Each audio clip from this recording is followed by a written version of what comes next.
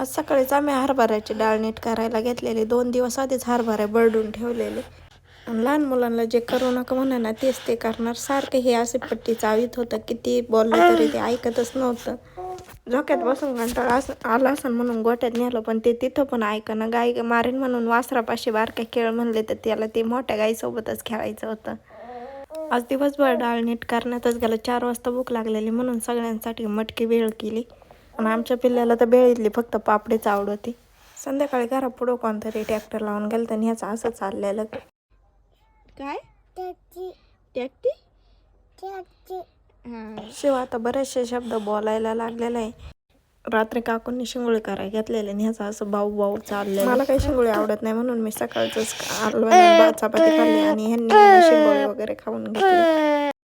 Video आवडला असेल तर लाईक करा, चॅनलला सबस्क्राईब करा. बाय बाय, भेटूया नेक्स्ट व्लॉगमध्ये.